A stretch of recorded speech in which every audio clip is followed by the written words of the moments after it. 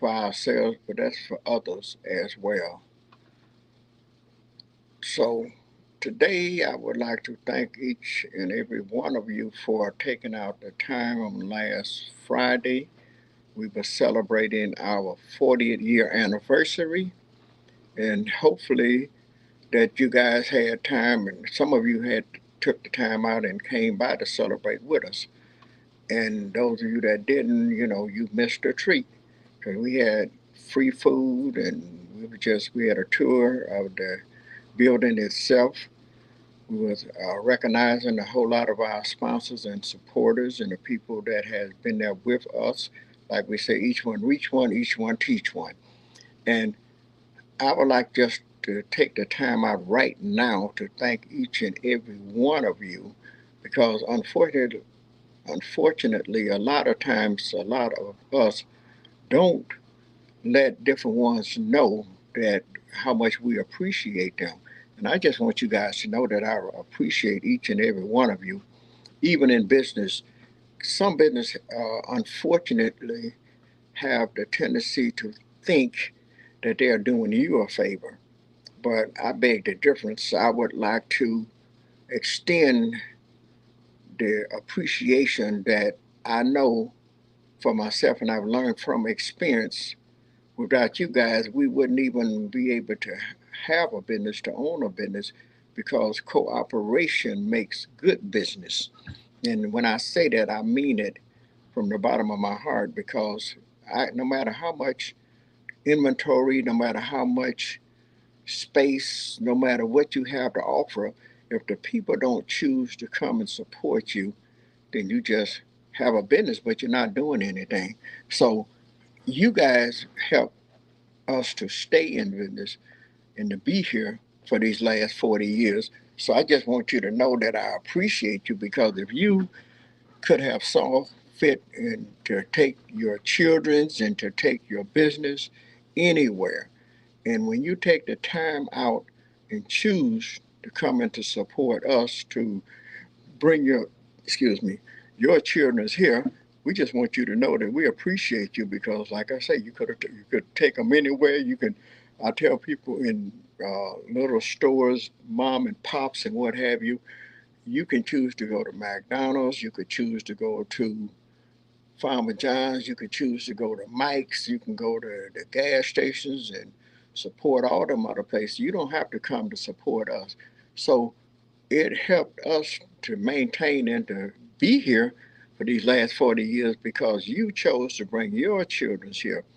We have had moms, grandmothers, new moms and dads. We had up to 4 generations. We have had children that was in the program in 1984, and now their children are grown, and they are grown, and some of them has become doctors, lawyers, high school principals, and what have you. And they're bringing their children, and some of their children have gotten grown, and now they're bringing their kids. So that says something, and I just want you all to know that we appreciate y'all. And we show that we appreciate it because we try to give back. Like I said, we also have like a little food ministry. We have the Peterson family, that Elder Peterson and his wife, Mother Peterson, and they bring donation food, some cleaners and what have you here. And we take and we share that with the community, as well as the staff and the workers and the parents that bring their children's here. And we just do what we can do, because we never know what anybody is going through. But whatever we have, we don't mind sharing. We and the stuff, whatever I have left, I take it out in the community. I put it in my car, and I drive around here in the community. We have some less fortunate parents and seniors that stay here in the community. We take and drop food off to them. And hopefully, some of you, if you haven't took the time out and can see how the Lord is blessing us over here at the Kimalan Village, the Lord has blessed and recognized. We have been uh, we was donated a mirror, and it's sit on between Baldwin and Townsend on Harper, between Harper and I-94. and it's a testimony mirror of the Alkemalon village. It has a host of the founder, students, instructors, black belt martial artists, and some of the children's, and some of the different businesses that has come through here. We got pictures of different ones that painted. We even have that historian, Elder Piaki, is on that mirror. The man I call full of wisdom and knowledge. And I often tell people, we don't. My brother used to tell me, he said, John, you can't save the world. And I'm not trying to save the world, but I often pick it back, and you often, once again, hear me talking about my mother and father. My father would always tell me, he said, you can't save the world, but if you could just save one person, if you could help one person, you have done something, because we don't know what people are going through today. We look at the children's, we don't know, you hear tell of them, but you don't really know. Some of them don't get a chance to eat breakfast, lunch, or dinner. So when we are able to reach and give to kind of help out a little bit, then we do so. And I often tell people, you don't know what, like I say, people are going through. Sometimes we have people that's going through emotional problem, physical problem, mental problem. They're going through problem with each other. Children is going through stuff with their parents. So when you know individuals, your friends, your children, your husband, your wife, your girlfriend, boyfriend, the people that you work with in particular, when you know normally they act a certain way, how they laugh, grin, smile, when they're up, when they're down, when something is not normal with them.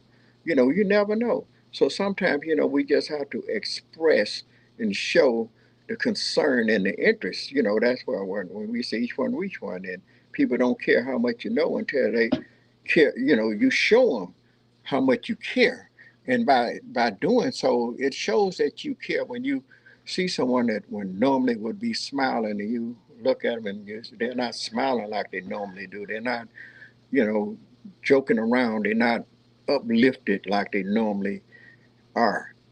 And you act, hey, what's going on with you? How's everything? You kind of trying to feel around to kind of see what's going on, and then see what you could do to either put that smile back on their face, just to lift them up. Sometimes, every now and then we have some instructors that's around here, and I noticed something was going on. I don't know if they.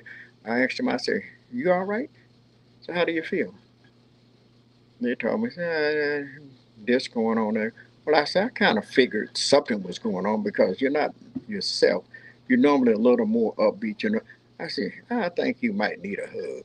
Here. And I just reach out and give them a hug, and the smile that goes on their face. I mean, it don't have to be a woman. It could be a man.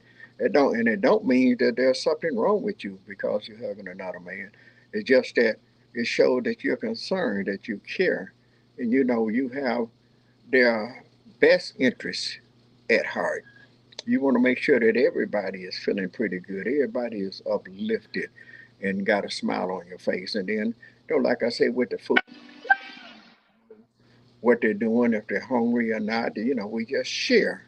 We reach out and, we share what we have. We don't have a whole lot, but, like I used to mention about my father, he didn't make a lot of money, but he would be on his way home sometime. He'd stop by the store and get a candy bar, and it wasn't a whole lot of money. It was a whole lot at that time because a nickel went a long way. They used to get a nice sized candy bar for a nickel, and he would get a candy bar, one candy bar. So he couldn't. He would eat half of it, and he would wrap the other half up and take it home to my mother. And just to let her, that smile, I would see him come home, and then mom would take and bite off of it and break it a little piece. We didn't have, we were from a family, she had 12 children, and she raised 10, but, and it would always, it started off with one and two, so we only had a couple from the beginning when dad was bringing the half of candy bars home, so it wasn't a whole lot to share, but it wasn't as many of us to share with as well. So he would eat half and give his other half to mom, and mom would break off of it and bite it, and she'd break another piece off and give each one of us kids. She let us know that, he just, spreading the love, just and that let us know that, she cared about us because she could have ate the candy bar of her own self. But, I just like to make mention from time to time. Not only do we do it here, but in our collaboration, the Cumulon Village in was known at one time Harper Avenue Church of God in Christ, which now is known in memories of my mother and father, Beverly's Memorial, better known as Harper Avenue Church of God in Christ. We had also a food ministry that we would also share and with the collaboration, as I say, with the Cumulon Village. So we would bring food there from, that we were getting from gleaners and uh, these Harbor House, not Harbor House, but some of you guys, I can't think of the name of it right now, but we would share the things and the food and that we would have, and we would pass out some of the community over there at the church, which is located on Joseph Competent, Illinois. That's right off of Mac. And my brother is now the pastor, and he's doing a wonderful job. He's a great man of God, and he have picked up that mantle and he's running with it. He's meeting the need and a lot of stuff that my father wanted to do. My brother Ben has picked up and saw fit to pick it up and still do what my father wanted done. Some needed work and stuff. So we really appreciate my brother, and we want to do all that we could do to help them support the ministry, help build the ministry, help teach it, and live the lifestyle of the ministry. So, on that note, I just want to say that here at the Cumulon Village, and like I say, we have reached a whole lot of people, doctors and lawyers and ministers and preachers and husbands and wives and families and their children. We want all of you guys to know that we appreciate you and we appreciate everything that you do. And remember, we often say people don't care how much you know until they know how much you care. And how they know that you care. And caring, I mean, is sharing.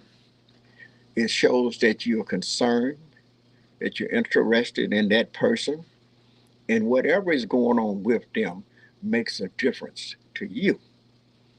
And like I say, when they're not smiling, take the time out, stop. I mean, there's nothing wrong with it. You'd be surprised.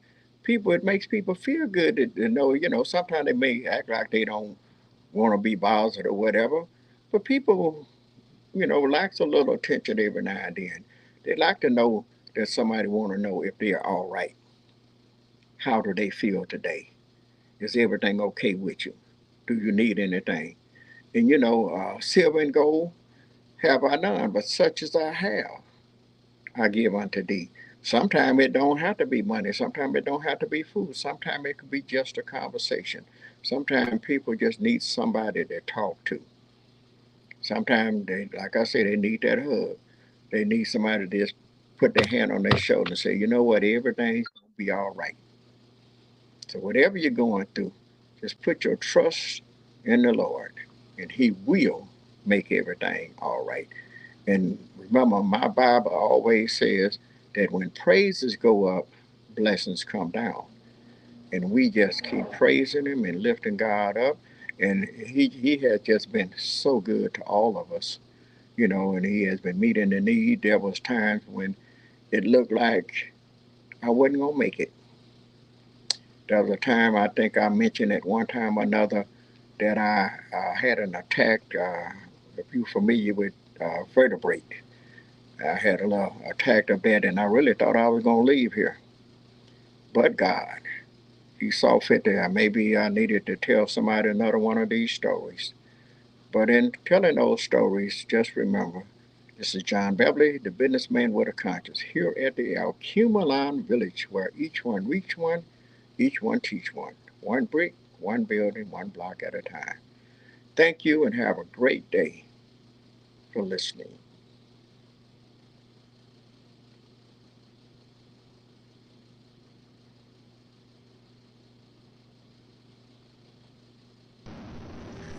John Beverly, the Candyman, the businessman with a conscience on LICMC.net radio every Saturday at 3 p.m.